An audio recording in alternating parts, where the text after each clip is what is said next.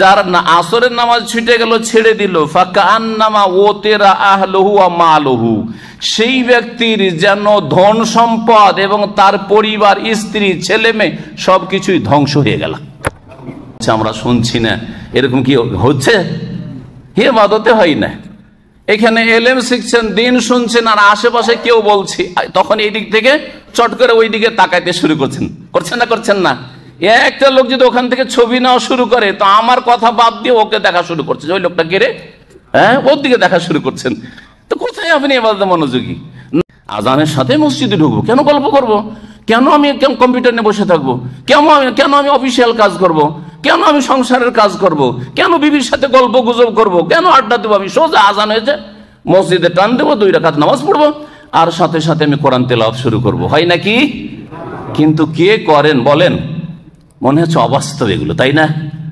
আপনার সালাফগণ, সাহাবাই কেরাম, তাবেইন, তাবা তাবেইন, তারপরে বহু যুগ ধরে ওলামায়ে কেরাম এইরকমই ছিলেন। কিন্তু আজকে ফিতনার যুগে কত রকমের ফিতনায় পড়েছি যে না কোরআনের জন্য সময় বেরোচ্ছে না।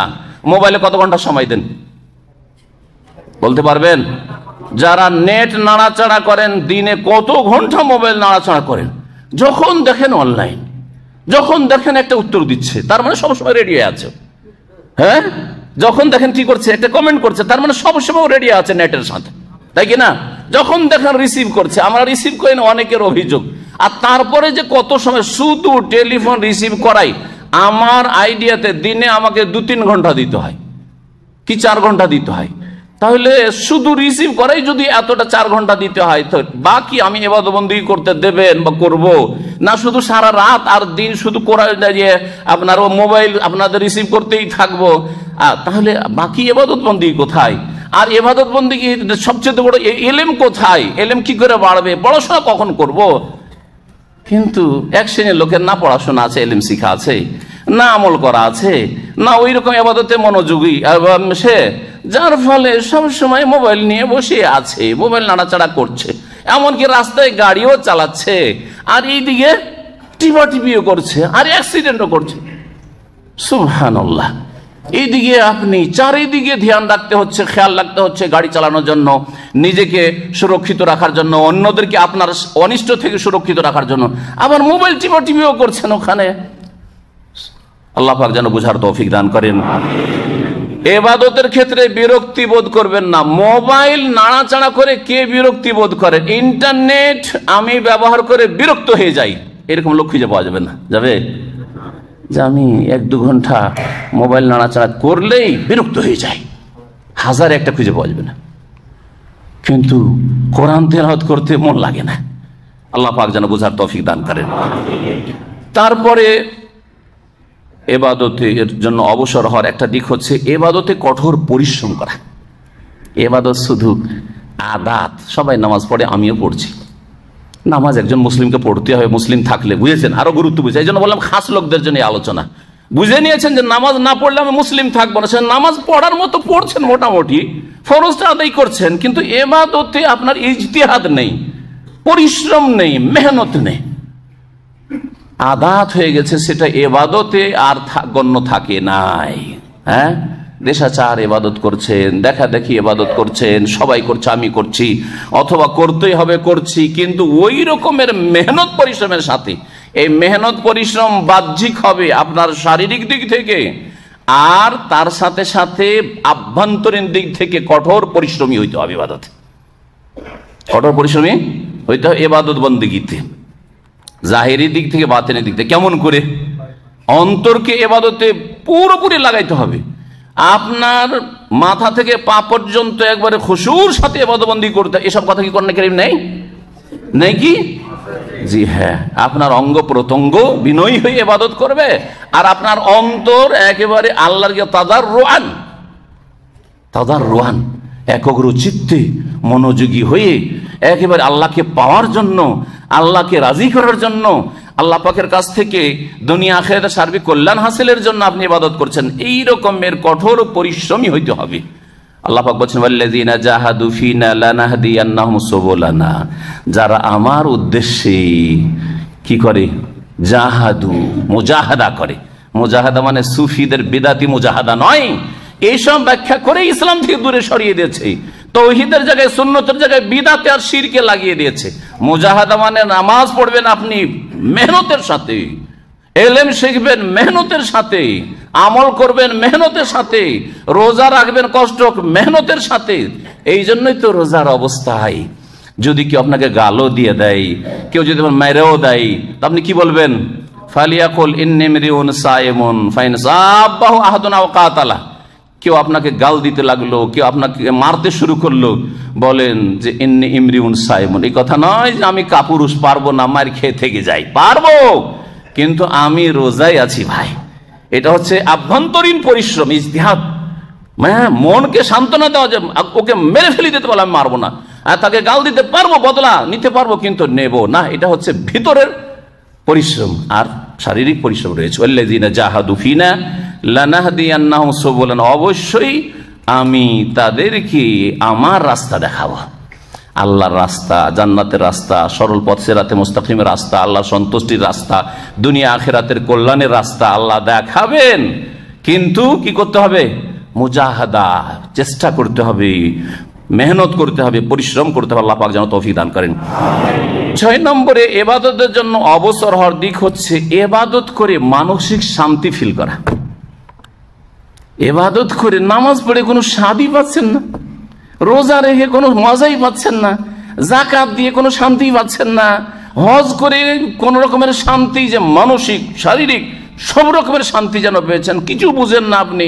ওমরা করে আসলেন, একই অবস্থা, ওমরাতে গিয়ে ওই অবস্থা, ওমরা থেকে ফিরে এসে ওই অবস্থা যে আগে ছিল সেই অবস্থায় না। তাহলে আপনি ইবাদতে যেন অবসর না, আপনি অন্য কাজে লেগে আছেন, এর মাঝখানে এইসব কাজগুলি এমনিতে সারার মতো সারছেন কোন রকম করে। আপনার অনুভূতি হবে যে আমার সার্বিক শান্তি আমার নামাজে, নামাজ পড়লে দিলটা ঠান্ডা হয়ে গেল, হ্যাঁ, মন মস্তিষ্ক শান্তি অনুভব করলো, শরীর যেন শান্তি পেয়ে গেল। জি, এগুলো কি নবীর সুন্নাত নয়? নবীর আদর্শ নয়? নবী মুহাম্মদ রাসূলুল্লাহ সাল্লাল্লাহু আলাইহি সাল্লাম বলছেন, হুব্বিবা ইলাইয়া মিনাদ দুনিয়া সালাসা, দুনিয়ার 3টি জিনিসের ভালোবাসা আমার অন্তরে ঢেলে দেওয়া হয়েছে। আন-নিসাউ, স্ত্রীদের ভালোবাসা, স্ত্রীকে ভালোবাসবেন, ভালোবাসার মতো ভালোবাসবেন, যেই ভালোবাসা আল্লাহ পাক দিতে বলে সেই ভালোবাসা। কিন্তু স্ত্রীকে ভালোবাসতে গিয়ে ফজর গায়েব, স্ত্রীকে ভালোবাসতে ওকে রাজি করতে গিয়ে দাড়ি গায়েব, দাড়ির পারমিশন পাচ্ছে না, স্ত্রী দিচ্ছেন না, এটা চলবে না, ঠিক না? হ্যাঁ, চলবে। স্ত্রীকে বেশি ভালোবাসি সেজন্য বাপ মায়ের হক মেরে দিলাম, স্ত্রীকে বেশি ভালোবাসি সেজন্য ভাইদেরকে আর বোনদেরকে দিতে দিচ্ছে না, খরচ করতে দিচ্ছে না ওদের ওপর, এইটা চলবে না। স্ত্রীর যতটা হক আছে ততটা হক দিয়ে ভালোবাসা। নবী সাল্লাল্লাহু আলাইহি ওয়াসাল্লাম বলছেন, স্ত্রীর ভালোবাসা আমার অন্তরে ঢেলে দেওয়া হয়েছে, অতীব এবং সুগন্ধি খুশবুর ভালোবাসা আমার অন্তরে ঢেলে দেওয়া হয়েছে। কিন্তু এর চাইতে বড় ভালোবাসা, যাতে মানসিক শান্তি হয়, হ্যাঁ, চক্ষু শীতল হয়, হ্যাঁ, নয়ন জুড়ায়, সেটা হচ্ছে ওয়াজুইলাত কুররাতু আইনি ফিস সালাহ, আমার চক্ষুকে শীতল করা হয়েছে কিসে? ফিস সালাতে, নামাজ পড়াতে। নামাজ পড়লে চক্ষু ঠান্ডা হয়। ছেলে মেয়ে স্ত্রী দেখে চক্ষু ঠান্ডা হয় না, তাদের ভালোবাসা আছে অন্তরে, কিন্তু নামাজ পড়লে চক্ষু ঠান্ডা হয়, মন জুড়ায়, মনে শান্তি হাসিল হয়। সব রকমের যত দুঃখ কষ্ট ছিল, কে গাল দিয়েছে, কে মোদির খারাপ আচরণ করেছে, কে কলিগ আমার হিংসা করছে, কে দুশ্মনী করছে, কে ক্ষয়ক্ষতি করার চেষ্টা করছে, পাড়া প্রতিবেশী সবসময় ষড়যন্ত্র চক্রান্তে লেগে আছে, সব দুনিয়া এসব আউট করে দিয়েছে, দুনিয়া আউট করে দিয়েছেন। মনের শান্তি নিয়ে মসজিদ থেকে বেরিয়ে আসছেন ইবাদতবন্দি করে। এটা হচ্ছে আসলে ইবাদতের জন্য অবসর হওয়া। আর এই ইবাদত নয় এই যে মসজিদে গিয়েছি কিন্তু মোবাইল বন্ধ করা যাচ্ছে না, মনে থাকলে একটু সাইলেন্ট করলাম, তারপরও যাতে বোঝা যায় যে কার কি আসছে না আসছে একটু ভাইব্রেশন রাখলাম। এইসব ইবাদত হইল নাকি? ইবাদতের জন্য অবসর না মোবাইলের জন্য অবসর। সেজন্য মোবাইল অফ তো করা যাবে না, এখানে অফ করছে না, মাগরিবের পরে চলতি আছে মোবাইল, চলতি আছে মোবাইল, ঠিক কিনা? এই এলেম শিক্ষা বড় ইবাদত না? এখানে করে এলেম শিখতে বসেছেন আর মোবাইল সাইলেন্টও করছেন না, আপনি সাইলেন্টও করছেন না, তাহলে কোথায় আপনি এলেম শিখার জন্য অবসর? এলেম শিখার জন্য কোথায় ফুল ফ্রি? আসল ফুল ফ্রি হচ্ছে আপনি কিসের জন্য? মোবাইলের জন্য, দুনিয়ার জন্য, আর অন্যান্য গরজের জন্য। অন্যান্য লোকের সাথে কন্ট্যাক্টটা ঠিক থাকে, যে যখন টেলিফোন করে যাতে করে আমি যোগাযোগটা ঠিক রাখতে পারি ইত্যাদি। তারপরে যা শুনলাম, আর না হলে অসুবিধা নেই। আল্লাহ পাক যেন আমাদের ইসলাম তৌফিক দান করেন। নবী করিম সাল্লাল্লাহু আলাইহি সাল্লামের মনের শান্তি হয়তো নামাজ পড়লে, ঠিক না? আর আমাদের মনের শান্তি কারো পয়সাতে, কারো গদিতে, কারো নেতৃত্বে, কারো খ্যাতিতে, কারো আর কিছুতে। তাহলে কোথায়, কোন দিকে যাচ্ছি আমরা? জি, নবী করিম সাল্লাল্লাহু আলাইহি সাল্লাম বলতেন বেলাল রাদিয়াল্লাহু তাআলা আনহুকে, কি আরে না বিহা ইয়া বেলাল, হে বেলাল আজান দাও, আজানের সময় হয়নি, আজান দিয়ে নামাজ দিয়ে আমাকে শান্তির ব্যবস্থা করে দাও।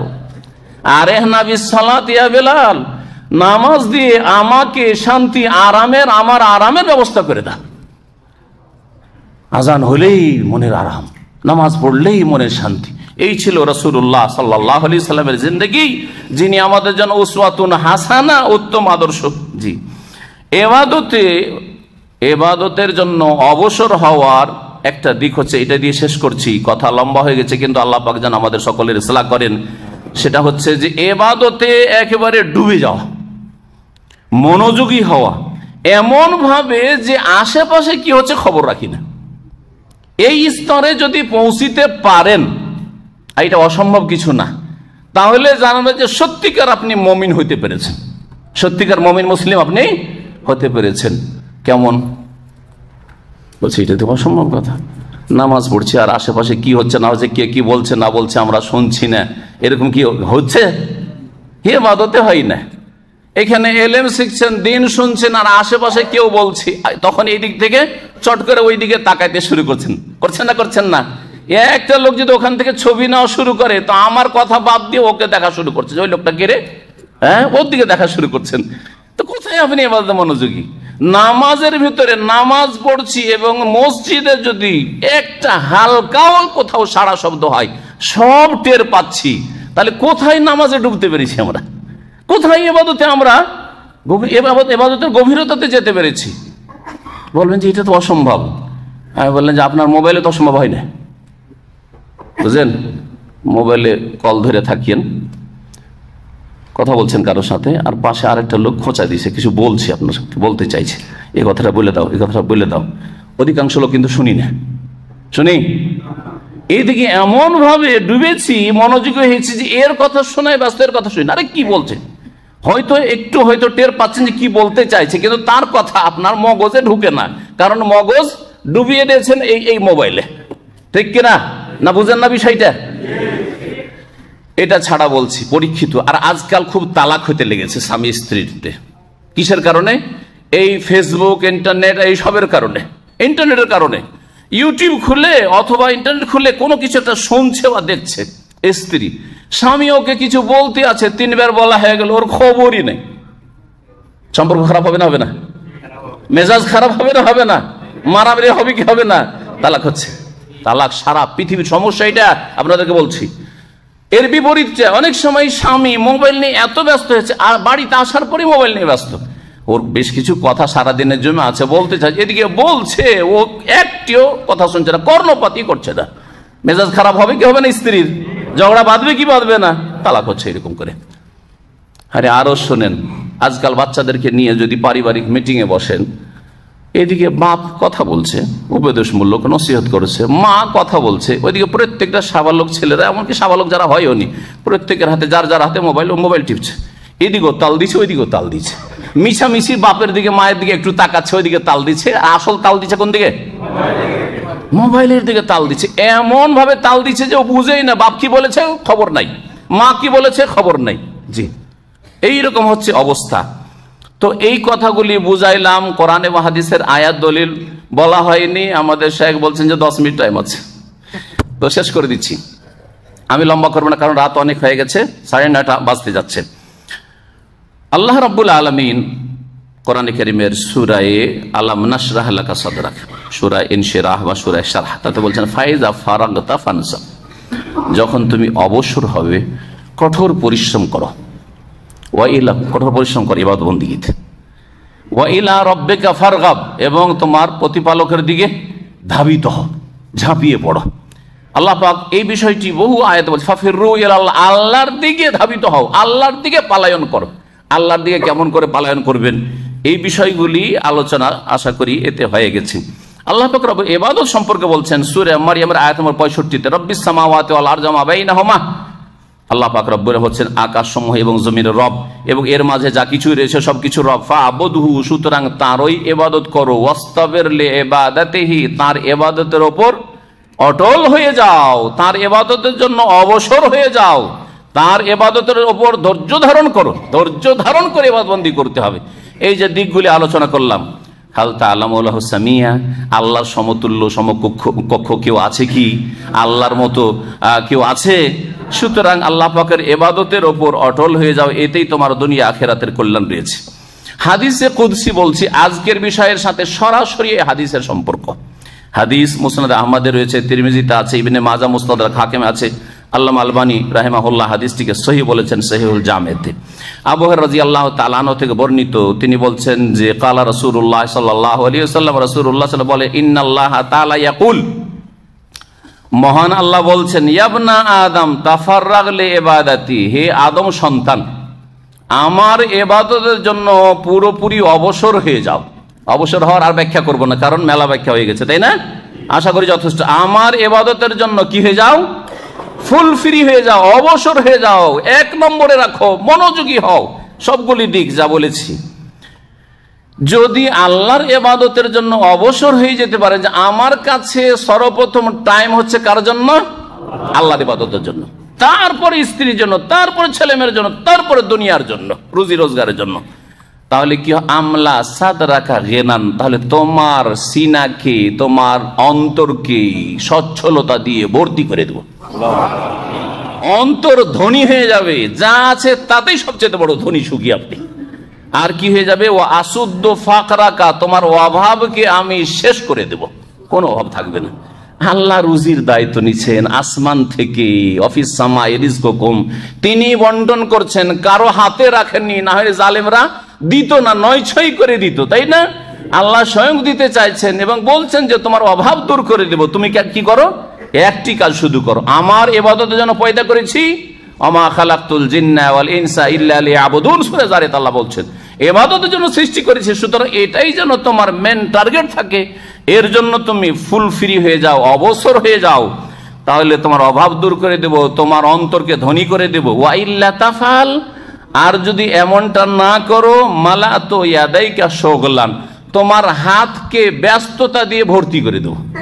এত ব্যস্ত হয়ে যায়, মগজ ব্যস্ত, হাত পা ব্যস্ত, সারাদিন সকালে বেরিয়েছেন, রাত 12টা হয়ে যাচ্ছে, আপনি দুনিয়ার কাজকর্ম সেরে আসতে পারছেন না, শুধু পেট পেট আর পয়সা আর পয়সা, তাই না? আজকাল কি জীবনটা এরকম হয়নি? গ্রামের লোকের চাইতে শহরের জীবনের ব্যস্ততা দেখেন, আর ছোট শহর চাইতে, টাউন চাইতে সিটির ব্যস্ততা দেখেন। সারা দিন শুধু ব্যস্ত আর ব্যস্ত, ব্যস্ত আর ব্যস্ত, স্ত্রীকে সময় দিতে পারে না, বাচ্চাদেরকে সময় দিতে পারে না, আর আল্লাহকে তো সময় দিতেই পারে না, ঠিক কিনা? এইরকম যদি করো, তাহলে তোমার হাতকে ব্যস্ততা দিয়ে ভর্তি করে দেব। ওয়ালাম আসুদ্দা ফাক রাখা, আর তোমার অভাবকে আমি কখনো দূর করব না। আল্লাহ পাক যেন আমাদের হুঁশ করার তৌফিক দান করেন, ইসলার তৌফিক দান করেন। আর একটি হাদিস শোনাই, এর সাথে অত্যন্ত গাঢ়ভাবে জড়িত। আনাস বিন মালিক রাদিয়াল্লাহু তাআলা আনহু থেকে বর্ণিত, কালা রাসূলুল্লাহ সাল্লাল্লাহু আলাইহি ওয়াসাল্লাম, রাসূলুল্লাহ সাল্লাল্লাহু আলাইহি ওয়াসাল্লাম বলছেন, মান কানাতিল আখিরাতু হাম্মাহু, যদি কারো পরকাল লক্ষ্য উদ্দেশ্য হয়, চিন্তা হচ্ছে আমার আখিরাত কেমন করে ভালো হবে, চিন্তা হচ্ছে আমার আখিরাত পরকাল কেমন করে ভালো হবে, এইটা যদি করতে পারেন, জাআলাল্লাহু গিনাহু ফি কলবিহি, আল্লাহ তার অন্তরে সচ্ছলতা দিয়ে দিবেন, অন্তর অভাব মুক্ত, যা আছে তাতেই সুখী, এক পয়সার জন্য কারো দ্বারস্থ হবেন না আপনি। আল্লাহ অন্তরকে ধনী করে দেবেন। আর কি করবেন? 1 নম্বর। 2 নম্বর, জামালাহু শামলাহু, তার সমস্ত কাজকর্মকে সুষ্ঠু করে দেবেন, সুষ্ঠুভাবে পরিচালিত করবেন। সব কাজ চলছে, মাশাআল্লাহ, পরিবার ঠিক আছে, ছেলে মেয়েরাও ঠিক আছে, শিক্ষা দীক্ষাও ঠিক আছে, চাকরিও ঠিক আছে, রুজি রোজগারও ঠিক আছে, আলহামদুলিল্লাহ, বাড়ি থেকে বেরোচ্ছি নিরাপদ, আসছি নিরাপদ, সব জায়গায় আলহামদুলিল্লাহ আল্লাহ পাক রব্বুল আলামিন সহি সালামত রেখেছেন, এইটা করবেন। ওয়া আতাতহু দুনিয়া ওয়া হিয়া রাগিমা, আর দুনিয়া তার কাছে এসে লুটিয়ে পড়বে, পায়ের তলায় দুনিয়া তার লুটিয়ে পড়বে। কি করতে হবে? শুধু আখিরাতকে টার্গেট বানাইতে হবে।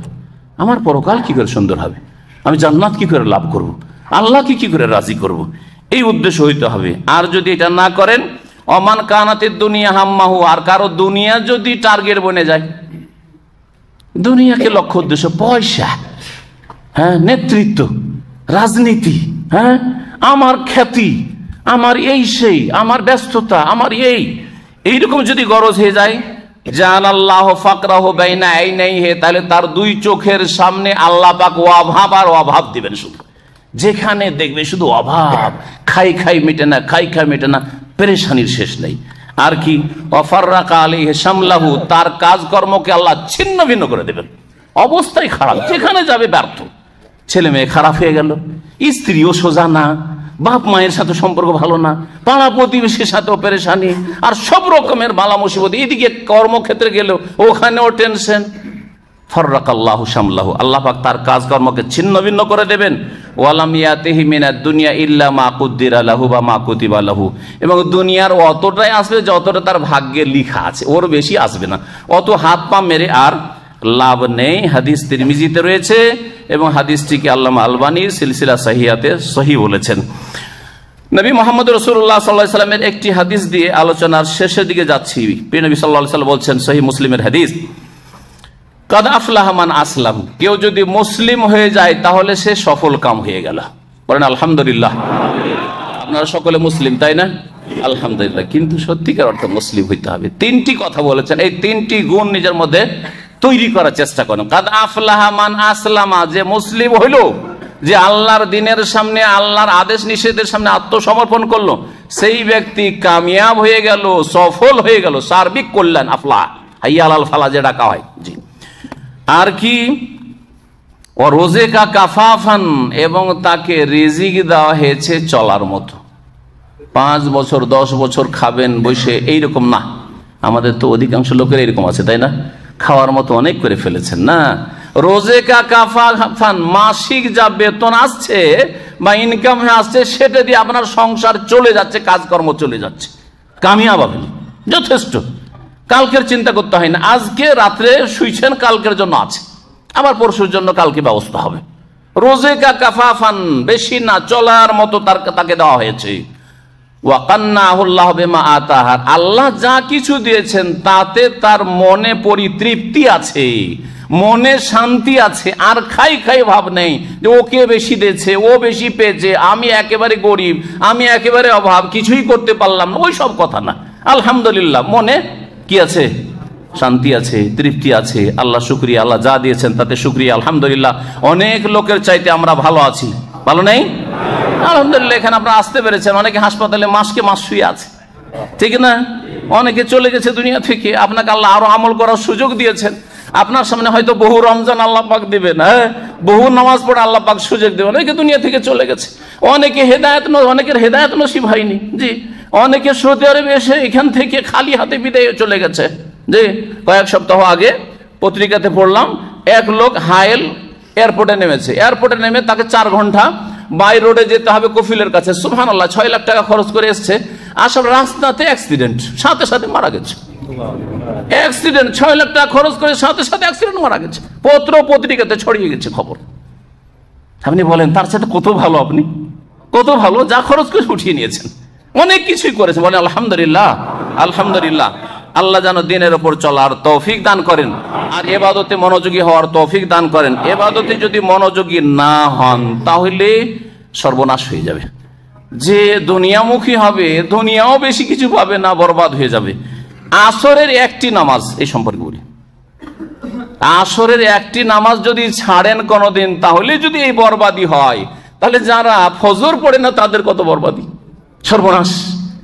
চিন্তা করুন আপনি। এই হাদিসটি আপনাদেরকে শোনাই, অত্যন্ত গুরুত্বপূর্ণ হাদিস, সহিহ বুখারী মুসলিম রয়েছে। প্রিয় মুহাম্মদ রাসূলুল্লাহ সাল্লাল্লাহু আলাইহি ওয়াসাল্লাম বলছেন যে আল্লাযী তাফুতুহুল আসর, যার আসরের নামাজ ছুটে যায়, আসরের নামাজ ছুটে গেল, ঘুম দিল টান, আর আসরের জামাত ছেড়ে দিল, ওয়াক্ত চলে গেল, এরকম করলো, পড়লই না, অথবা মাগরিব পরে পড়লো, অথবা সূর্যের পরে একটু আগে পড়ছে, মুনাফিকের নামাজ পড়ছে, অলসতার নামাজ, নামে মাত্র নামাজ, নামাজের মতো নামাজ পড়ে না, না জামাত না ওয়াক্ত, এসবের খেয়াল নেই। যার না আসরের নামাজ ছুটে গেল, ছেড়ে দিল, ফাকান্নামা ওতিরা আহলুহু ওয়া মালুহু, সেই ব্যক্তির যেন ধন সম্পদ এবং তার পরিবার, স্ত্রী, ছেলে মেয়ে সবকিছুই ধ্বংস হয়ে গেল। এমনি কথা, যেমন তেমন কথা। একটা আসরের নামাজ ছাড়লে হতে পারে আল্লাহ পাকের গজবে ধন সম্পদ ধ্বংস, আপনার পরিবার ধ্বংস, সবকিছু ধ্বংস। এটা একটা অর্থ আল্লাহর গজব। এই গজবের হকদার আপনি হয়েছেন, সে আল্লাহ তার রহমতে কিছুদিন ছাড় দিতে পারেন, ক্ষমা করতে পারেন, সেটা আলাদা কথা। আর কেউ কেউ বলছেন যে যেমন কিয়ামতের দিন আক্ষেপটা কেমন হবে, দুনিয়াতে যদি কারো ধন সম্পদ বাড়িঘর সব ধ্বংস হয়ে গেছে ভূমিকম্পে, স্ত্রী ছেলে মেয়ে সব মারা গেছে, একা বেঁচে আছে। সিরিয়াতে এরকম হচ্ছে না এখন? একা বেঁচে আছে, তার স্ত্রী ছেলে মেয়ে কেউ নেই। বানবন্যার সময় এরকম হয় না? ভূমিকম্পে হয় না? একা সুনামিতে বেঁচে গেছে, কেমন করে? কেউ নেই, তার বংশের কেউ নেই, স্ত্রী ছেলে মেয়ে কেউ নেই, তার ধন সম্পদ টাকা পয়সা কিছু নেই, বাড়ি ঘর কিচ্ছু নেই, সব শেষ হয়ে গেছে। এইরকম হলে কত আক্ষেপ হইতে পারে একজন মানুষের, ঠিক না? এর চাইতে বেশি আক্ষেপ হবে কিয়ামতের দিনে ওই ব্যক্তির, যেই ব্যক্তি একদিন আসরের নামাজ ঘুমিয়ে থেকে গেছে আর ছেড়েছে। কত বড় আফসোস সে হাসরের মাঠে করতে হবে, চিন্তা করুন। আল্লাহ পাক রব্বুল আলামিন যেন ইবাদতের হেফাজতের তৌফিক দান করেন, পাঁচ ওয়াক্ত সালাতের হেফাজতের তৌফিক দান করেন। আল্লাহ পাক আমাদের গুনাহ খাতা যেন মাফ করে দেন। আর মুসলিমদের উপর যেসব বালা মুসিবত এসেছে, জেনে রাখবেন যে আল্লাহর ইবাদতকে আমরা পিছনে ফেলে দিয়েছি, আল্লাহর ইবাদতকে আমরা 2 নম্বর 3 নম্বরে শেষ নম্বরে রেখেছি, যার ফলে এই আযাব এসেছে। এই কথাটি প্রত্যেক স্তরের মুসলিমকে আল্লাহ পাক যেন বুঝার তৌফিক দান করেন। আল্লাহুম্মা আইন্না আলা যিকরিকা ওয়া শুকরিকা ওয়া হুসনি ইবাদাতিকা। রব্বানা আতিনা ফিদ দুনিয়া হাসানা ওয়া ফিল আখিরাতি হাসানা ওয়া কিনা আযাবান নার। রব্বানা যালামনা আনফুসানা ওয়া ইল্লাম তাগফির লানা ওয়া তারহামনা লানাকুনান্না মিনাল খাসিরিন। রব্বানা হাব লানা মিন আজওয়াজিনা ওয়া যুররিয়াতিনা কুররাতা আয়ুনিন ওয়াজআলনা লিল মুত্তাকিন